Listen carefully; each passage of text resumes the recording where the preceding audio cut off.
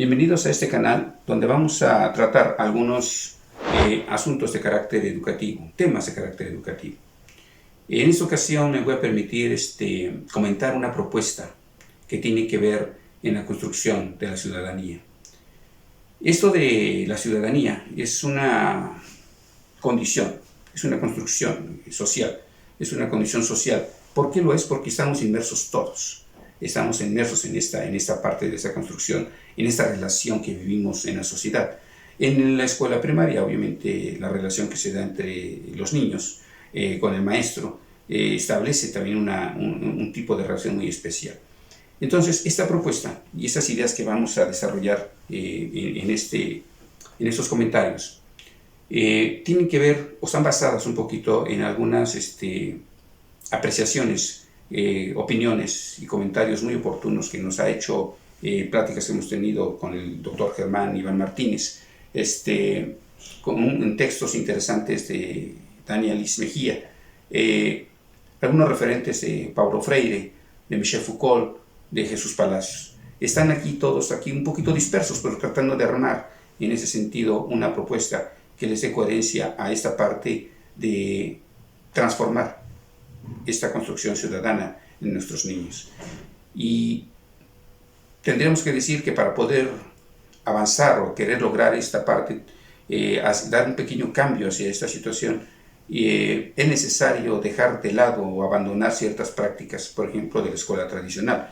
La escuela tradicional, la parte axiológica, la manejaba a veces con definiciones. Teníamos que escribir definiciones de algunos valores y si bien nos daban algún ejemplo, pero hasta ahí quedaba cortada la parte de lo que era la enseñanza sobre una conducta o sobre algo que teníamos que mejorar en nosotros, ¿no? O los famosos manuales que se daban hace muchísimo tiempo, manuales de urbanidad, de formas de comportarse simplemente, ¿no? Pero que en donde no había una parte social o una parte crítica que me permitiera saber el por qué o de dónde o cómo es que se desarrollaba todo esto.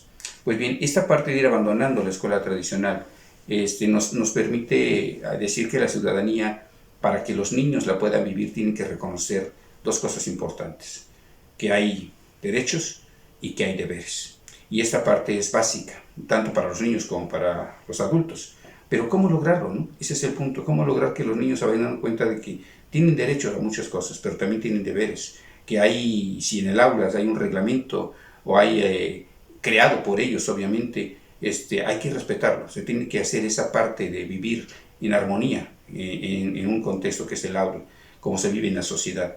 Que no me puedo yo en una sociedad estar metiéndome a la fila, por ejemplo, del cine, llegar y meterme porque me quiero meter. Y esa parte de decir, o sea, el respeto hacia el otro. En la escuela, ¿cómo irlo logrando? Pues bien, esta idea de esta propuesta va enfocada un poquito hacia esa parte. Y a la propuesta le pusimos el nombre En escuela hacemos paz. En escuela construimos paz. Esta idea de construir paz en la escuela es porque todos sabemos, los que hemos vivido o pasado por la escuela primaria o trabajamos en una escuela primaria, sabemos que hay un sinnúmero de conflictos entre los niños. Parece de los más comunes, que para ellos son muy importantes, obviamente, hasta los más complicados, que a veces está inversa la violencia de cualquier tipo. Esos conflictos generan muchas veces ese choque, ese roce entre los niños. Y se dan las acusaciones mutuas y vienen con el maestro, y lo que ha pasado muchas veces van con las mamás y las mamás se involucran y a veces se arma de un pequeño detalle, un pequeño problema se hace un poquito más grande. Entonces, ¿qué hacer en esa situación? ¿Cómo actuar? Y aquí la propuesta se basa un poquito en la idea de Jesús Palacios. Jesús Palacios tiene una idea de que los niños, no hay nada mejor que ellos se autocritiquen, se autorregulen ellos, ¿sí? Que ellos mismos sean los que se sancionen para que puedan ir tomando dimensión de lo que es el deber y los derechos. Entonces, esta propuesta se apega un poquito a esa idea. No es la asamblea escolar como tal, es en este caso lo que estamos llamando la actividad que el maestro, la estrategia que el maestro va a usar ahí es la tribuna libre. Una tribuna libre donde cuando se dé el problema En esa tribuna hacemos la pausa en la clase y en esa tribuna explicamos la situación. Puede ser el maestro, pueden ser los afectados. Explicamos la situación, qué es lo que sucedió, qué es lo que pasó. Los demás escuchamos o escuchan y en su momento dado pueden ir pasando a la tribuna para dar su punto de vista, ¿sí? Dar su opinión sobre lo que se está pasando, lo que se vivió, lo que sucedió. Y en ese punto de vista, ser reflexivos, ser críticos y dar propuestas de cómo lo mejoramos. Cómo podemos mejorar esta situación en nuestra aula, que no suceda, tratar de evitarlo, porque nos hace daño no a una persona, nos hace daño a todos en común, porque perdemos tiempo quizá en esa situación para otras actividades. Y entonces sí tendríamos que buscar que ellos precisamente lo vayan reflexionando. Obviamente la propuesta está trastocando una cosa importante, al docente. El docente siempre ha tenido la parte del poder, el control del aula. Y aquí la propuesta se la quita un poquito. Ya no es el maestro, el todopoderoso, el que va, como dice Foucault, a vigilar y a castigar. No, ya no es él. Ahora el poder se va a disciplinar en los demás, ¿sí? Lo va a compartir el maestro. Entonces el aula se hace un espacio más democrático, más abierto, más libre, más plural en ese sentido. Y aquí es donde los niños van a empezar a participar, cuando puedan dar ellos su opinión, cuando ellos puedan dar su punto de vista, ellos puedan decir lo bien y lo malo y en un momento dado sancionar, llegar al caso de sancionar o decir qué es lo más viable para superar el problema. Van a estar ellos ejerciendo ese poder de tener voz, de tener su voto y de poder opinar. Y créanme que los niños lo hacen bastante bien, de manera crítica. A veces ellos son muy buenos para darse cuenta de cómo se están dando las situaciones. Pues bien, la propuesta va hacia ese sentido y que esa parte ayude la vida en el aula.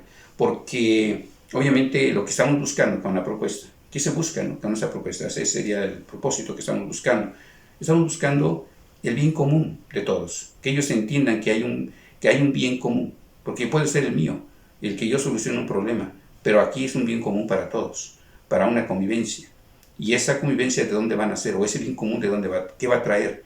Pues va a traer una apertura democrática, va a traer una responsabilidad, nos va a hacer más responsables, ¿sí? Y nos va a permitir que el alumno analice, reflexione y sea crítico en ese sentido de la situación que se está viviendo. Nosotros sabemos que esta parte de lo que se da en la escuela a veces va a afectar a los padres y lo sabemos porque los niños traen ya una vida, una interrelación de casa, familia, contexto, pero también es aquí donde tenemos que involucrar a los padres y hablar con ellos y explicarles cuál es la propuesta, de qué se trata esta parte, ¿no? De qué es lo que estamos tratando de lograr con los niños, o sea, hacerlos un poquito en ese sentido responsables de sus actos, que ellos mismos se puedan autorregular y que ellos mismos puedan sancionarse. Esta idea de hacerlo no quiere decir que es una panacea y que con esto se va a superar el problema en mi aula. Van a seguir surgiendo los problemas, van a seguir apareciendo, pero es un proceso el que se va a vivir. Y esto me recuerda el texto de Dania Liz Mejía, donde ella habla de una paz imperfecta. De eso es lo que habla ella, una paz imperfecta, y le llama así porque precisamente es un constante un constante actuar de los niños, un constante realizar el ejercicio con ellos. La paz no se va a encontrar a la primera y se va a superar, ¿sí? Sino que precisamente la paz imperfecta se va a crear, pero de manera constante, se va a ir dando en sus procesos y se va a dar, sobre todo va a retomar un contexto real, ¿sí? Va a ser contextualizado, va a estar ahí en el aula y va a ser de algo que surja. Y les va a permitir a ellos, eso es lo más importante, darse cuenta que son sujetos que se les permite la participación, que están participando en ese proceso de reconstrucción. Y bueno, pues esta paz imperfecta es a la que le estamos apostando en un proceso más lejano. Pero también tiene una bondad, tiene un sentido, en este caso positivo, porque de todo esto que estamos viviendo en el aula, de todos esos procesos, estos conflictos que se dan en el aula, todo el conflicto en que nos van a meter los niños y todo el conflicto que se da entre ellos, nos va a permitir una cosa bien importante, aprender, ¿sí? Y se va a aprender de la realidad, que es lo más bonito en este caso. Aprender esa realidad me va a permitir a mí, o sea, tener el contexto de todas las cosas que se están dando en mi aula y poder dar mi opinión críticamente para poder pensar en el bien común, como decíamos hace rato. Pues bien, hasta aquí esos comentarios, esta propuesta.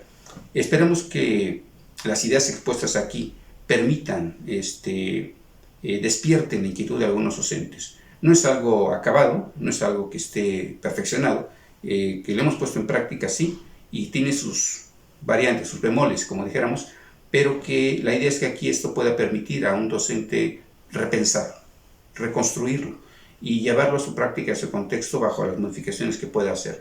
Y, ¿por qué no?, permitirse esa oportunidad de trabajar en la educación para la ciudadanía y poder hacer a futuro de nuestros niños mejores ciudadanos y obviamente tener un mejor contexto, un mejor país. Gracias.